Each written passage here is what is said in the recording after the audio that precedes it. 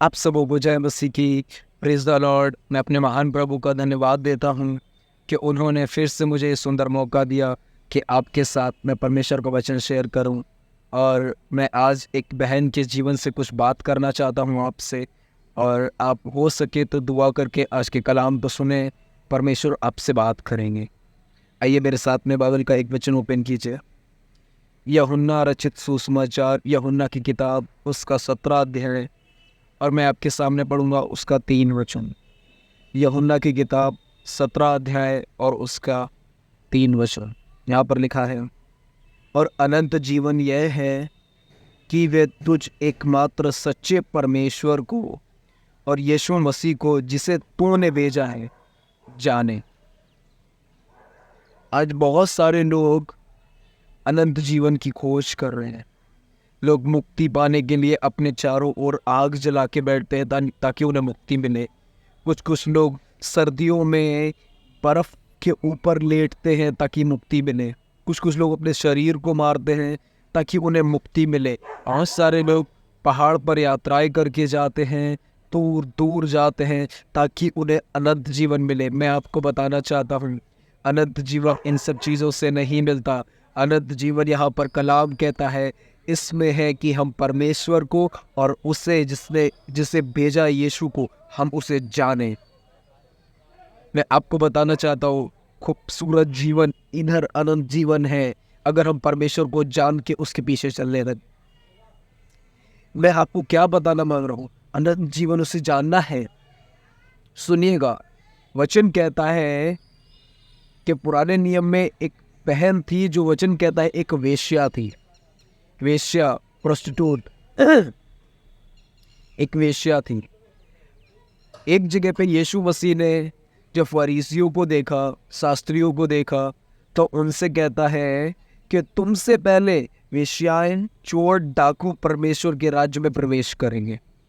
आपको पता फरीसी लोग कौन थे? वो लोग जो बाइबल को पढ़ते रहते, वो लोग जो सारे प्रभु के काम वहाँ पर करते थे, पर उनके अंदर कुछ ऐसी चीज़ें थी जो प्रभु को पसंद नहीं थी, और इसीलिए उसने कहा वेश्याएं तुमसे पहले स्वर्ग के राज्य में जाएंगे।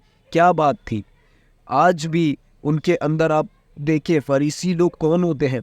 वो अपने आप को बाहर से बहुत अच्छा दिखाते हैं। यीशु ने कहा ये कटोरे को बाहर से मांजते हैं पर अंदर काम का है ना। ये अपने आप को बाहर से बहुत अच्छा रखते हैं, लोगों को दिखाते हैं, अच्छे कपड़े पहनते हैं, बहुत सारी अशुद्ध वस्तुओं से बचे रहते हैं, पर इनके अंदर जो है वो बहुत गंद भरा पड़ा है। ये दूसरों से नफरत करते हैं, ये परमेश्वर की आज्ञाओं को नहीं मानते हैं, ये सिखाते हैं, चलते नहीं हैं, ये भारी बोझ को दूसरों पर डालते, आप उसे उंगली से उठाना नहीं चाहते। बहुत सारी बातें हैं। पर प्रभु ने क्यों कहा कि वेश्याएं प्रभु के राज्य में जाएगी?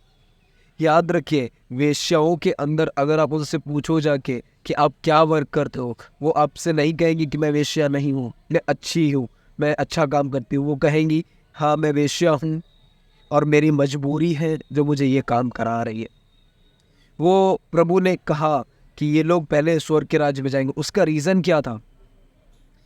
वो लोग ईमानदार होते हैं। परमेश्वर ईमानदार लोगों को अपने करीब रखता है। जब वचन कहता है दाऊद ने बैतशेबा के साथ गुनाह किया और नातान आता है और नातान दाऊद से कहता है तूने खुदा की दृष्टि में पाप किया है, परमेश्वर तुझसे क्रोधित है। वचन नहीं कहता कि दाऊद ने अपने पाप को मानने से इनकार किया। वचन कहता है दाऊद घुटने पे आके प्रभु से कहता है मुझे माफ़ कर, मैंने अधर्म किया है, मैंने गुनाह किया है, मुझे शुद्ध कर। कहता है मेरे अंदर नए सिरे से अपनी आत्मा डाल, मेरे अंदर शुद्ध मन पैदा कर। फिर कहता है अपने पवित्र आत्मा को मुझसे ना ले, वो मुझे बनाए रख। क्यों? दाऊद अपने पाप को मान कर घुटनों पे आके उससे माफ़ी मांग रहा था, और दाऊद के लिए परमेश्वर ने कहा ये बंदा मेरे हृदय के अनुसार है। ऐसे ही लोग उसके हृदय के अनुसार होते हैं जो ईमानदार होते हैं। मैं आपसे कहना चाहता हूँ, क्या आप ईमानदार हैं? अपने जॉब में ईमानदार हैं? अपनी फैमिली में ईमानदार हैं? अपने पार्टनर के साथ में ईमानदार हैं? मैं गर्लफ्रेंड और बॉयफ्रेंड की बात नहीं कर रहा, मैं हस्बैंड वाइफ की बात कर रहा हूँ। गर्लफ्रेंड और बॉयफ्रेंड के रिलेशन को बाइबल सपोर्ट नहीं करती। बाइबल नहीं कहती ये रिलेशन ठीक है, ये रिलेशन प्रभु की दृष्टि में घृणित हैं। वचन कहता है, प्रभु ने कहा अपने आप को पवित्र बनाओ, अर्थात व्यभिचार से बचे रहो, गुनाह से बचे रहो। शादी से पहले दूसरे के शरीर के पीछे भागना ये व्यभिचार है। और याद रखना, यीशु और खुदा का कलाम कहता है किसी व्यभिचारी को प्रभु अनंत जीवन में नहीं जाने देगा। यहाँ पर राहाब एक वेश्या थी और वो कनान में रहती थी जहाँ पर पाप की नगरी थी। बहुत सारे लोग पापी थे, मूर्ति पूजक थे, व्यभिचारी थे, सारे गलत काम होते थे। तो प्रभु ने एक दिन डिसाइड किया वो अपनी जो उसके लोग हैं इजरायली, उन लोगों को वहाँ पर लेके जाएगा और कनान के लोगों को मार के निकालेगा और वहाँ उन्हें बसाएगा। और मूसा के द्वारा उसने लाल समुंदर पार करके मिस्र में से अपने लोगों को छुड़ा के लाल समुंदर पार करके मिस्र में विपत्तियाँ डाल के लेके आया। जब वो कनान की बॉर्डर पर आए तब मूसा ने 2 लोगों को कहा जाओ, सॉरी मूसा मर गया, यहोशू ने 2 लोगों को कनान में भेजा, जाओ देख के आओ।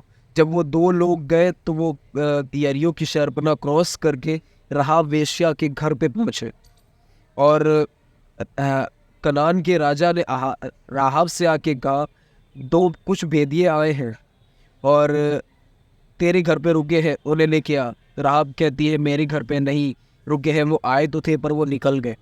और राहाब ने उन्हें अपने घर पे छत पे सुला दिया था। वो छत पे लकड़ियों के नीचे लेटे हुए थे। अब जब सुनिएगा बड़ी ध्यान से, जब राहाब छत पे जाती है राजा को मना करके नहीं आए, तब वो 2 भेदिए उससे मिलते हैं। राहाब उनसे पूछती है क्या आप इजरायली हो? कहती है हम हाँ इजरायली हैं। तब राहाब कहती है मैं निश्चय जानती हूँ ये नगर तुम्हें परमेश्वर ने दिया है। वो लोग डर रहे इजरायली कि हम अंदर कैसे जाएं, पर राहाब क्या कह रही है, हम निश्चय जानते हैं ये नगर तुम्हें परमेश्वर ने दिया है। फिर राहाब कहती है कि तुम्हारे लोगों का डर हमने अपने लोगों में देखा है। फिर राहाब कहती है तुम्हारा परमेश्वर ऊपर के आकाश और नीचे की पृथ्वी का परमेश्वर है। तुम्हारा परमेश्वर हवाओं का रुख बदल देता है। तुम्हारे परमेश्वर ने लाल समुद्र को 2 भाग कर दिया। मैं आपसे एक बात पूछना चाहता हूँ, क्या राहाब परमेश्वर को जानती थी? नहीं, राहाब उसको नहीं जानती थी, पर कहाँ ना कहाँ राहाब ने प्रभु के बारे में कुछ बातें सुनी थी। हो सकता है इतिहास में लिखी हो या कहाँ से किसी व्यक्ति के द्वारा सुनी हो। जब राहाब ने परमेश्वर के बारे में सुना और जाना तो वो उसको मानने लगी। आपको पता, हमारी तरह राहाब के पास बाइबल नहीं थी, हमारे तरह राहाब के पास पवित्र आत्मा नहीं था, हमारी तरह राहाब के पास यूट्यूब नहीं था कि कुछ चीज़ें सर्च करके पता लगा ले क्या क्या हो रहा है, कुछ भी नहीं था। पर वो इस टाइम पर भी जब उसने सुना कि परमेश्वर ने ये सब किया है मिस्र में, तब वो उसकी खोज में लग गई और वो उसे जानने लगी। और उसे जानने के बाद में राहाब ने उन इजरायलियों को अपने घर में पनाह दी। पनाह देने के बाद में वो इजरायली जब अपने इधर जा रहे थे तो राहाब ने कहा मुझे कुछ बताओ कि अब तुम लोग जब मारने आओगे पूरे कनान को तो मैं क्या करूं? तब उन्होंने कहा लाल कपड़ा अपने घर में बांध देना डोरी। और वचन कहता है जब इजरायली कनान में घुसे और कनान को मारने लगे, कनान के सब लोगों को, तो वचन कहता है सिर्फ राहाब और उसका परिवार ही बचाया गया। वही लोगों ने जीवन पाया, बाकी बहुत सारे लोग मारे गए। क्यों उसने जीवन पाया? परमेश्वर ने पहले मूसा के द्वारा 12 लोगों को कनान में भेजा था। मूसा के द्वारा वो लोग गए और उसका हाल लेके आने के बाद में कहते हैं हम जानते हैं हम वहाँ पर नहीं जाएंगे, देश उत्तम है, बढ़िया है, दूध और मधु की धाराएं बहती, पर हम वहाँ पर नहीं जाएंगे। वो रीज़न देते हैं क्योंकि हमने वहाँ पर दानव देखे। वो 12 लोग मूसा को रिपोर्ट देते हैं कि हमने वहाँ पर दानव देखे हैं इसलिए हम नहीं जा पाएंगे। पर इधर जब यहोशू ने मूसा के मरने के बाद 2 लोगों को भेजा, वो 2 लोग गए तो राहाब कहती है कि हमने तुम्हारा डर, 2 लोगों से कहती इजराइलियों, तुम्हारा डर अपने लोगों में देखा है। निश्चय हमारा नगर परमेश्वर ने तुम्हें दे दिया है। तुम्हारा परमेश्वर सर्वशक्तिमान है, हम उनसे कैसे लड़ सकते हैं जिनका परमेश्वर ही उनकी तरफ से लड़ता है। तुम्हारा परमेश्वर ने मिस्र को, लाल समुंदर को 2 भाग कर दिया, मिस्र को तबाह कर दिया। क्यों वो ऐसा बोल पाए? क्योंकि उसने परमेश्वर के बारे में सुना था और वो इतना सामर्थी थी। मैं आपसे बताना चाहता हूँ, जब वो लोग इज़राइल में मारने गए, सिर्फ राहाब का, इज़राइली मारने गए कनान के लोग, सिर्फ राहाब का परिवार बचा था, बाकी सब नाश हुए। क्यों प्रभु ने उसे जीवन दिया? क्योंकि वो परमेश्वर को जानती, थोड़ा उसने सुना था। आज हमारे पास में बाइबल है, प्रभु के दास लोग हैं, हमारे पास चर्च है, हमारे पास और बुक्स है, हमारे पास यूट्यूब है, हमारे पास में और सारी चीज़ें हैं, पवित्र आत्मा है, हम खुदा को जान सकते हैं। पर अफसोस आज लोग उससे दूर भाग, पाप में खुशी जी रहे हैं, खुदा के करीब नहीं आना चाहते, इंजॉय कर रहे हैं, गलत संगतियों में इंजॉय कर रहे हैं, पैसे से इंजॉय कर रहे हैं, घूमने फिरने में कर रहे हैं, क्लब जाने में कर रहे हैं, जुआ खेलने में कर रहे हैं, गलत कामों में घुसे पड़े हुए हैं, दारू पीने में घुसे पड़े हुए, पर प्रभु के पास जीवन पाने नहीं आते। मैं आपको बताना चाहता हूँ, अनंत जीवन स्वर्ग में है बाद में, पर उससे पहले यीशु ने कहा पृथ्वी पर अनंत जीवन है, और वो ये है कि लोग परमेश्वर को और यीशु मसीह को जाने। उसे जानना अनंत जीवन है। जब राहाब ने उसे जाना, उसे अनंत जीवन मिला, वो उन लोगों के साथ में नाश नहीं हुई। मैं आपसे कहना चाहता हूँ, अगर आप जीवन पाना चाहते हैं, परमेश्वर को जानना सीखिए, हो सके तो आप उसके कलाम को अधिक से अधिक पढ़ें, इससे दुआ करें, प्रभु मुझे अपनी मर्जी इसमें बताएं, प्रभु अपनी आवाज़ मुझे मेरे अंदर डाले ताकि मैं जीवन जी सकूं। यही किताब आपको खुदा के करीब लेके जाएगी, यही कलाम खुदा का आपको उसे जानना सिखाएगा। परमेश्वर का पाक कलाम कहता है, आदि में वचन था, वचन परमेश्वर के साथ था, वचन ही परमेश्वर। ये कलाम ही खुदा है, इसी के द्वारा पूरी सृष्टि की रचना हुई, इसी के द्वारा हम परमेश्वर को जान सकते हैं, हम उसके साथ करीब रह सकते हैं। हो सके दुआओं में समय बिताएं, वर्शिप करें, फास्टिंग में जाएं, प्रभु के दास लोगों की बुक्स पढ़ें, बाइबल रीड करें, प्रभु के साथ संगति में रहें, बहुत अधिक खुदा के करीब रहें, और जब आप उसे जान जाएंगे, आप बहुत अधिक सामर्थी होंगे। इसीलिए दानियेल कहता है, जो अपने परमेश्वर को जानते हैं वे हियाव बांधकर बड़े सामर्थी काम करेंगे। आप सामर्थी बन जाएंगे। राहाब बची, सब नाश हुई। सुनिए, अब मैं आपको एक और चीज़ बताना चाहता हूँ, अनंत जीवन क्या है। एक दिन एक बहुत पैसे वाला व्यक्ति था, बहुत रिच मैन था, और वो यीशु मसीह के पास आके कहता है, प्रभु अनंत जीवन पाने के लिए मैं क्या करूँ? तो यीशु ने उससे कहा, आज्ञाओं को माना कर, जो लिखी है बाइबल में। तो वो कहता है, प्रभु मैं आज्ञाओं को तो मानता हूँ सारी, अब मैं क्या करूँ? तो यीशु ने कहा, तेरे लिए एक काम करना बाकी है। क्या?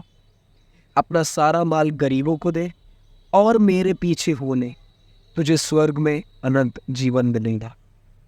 क्वेश्चन क्या किया था?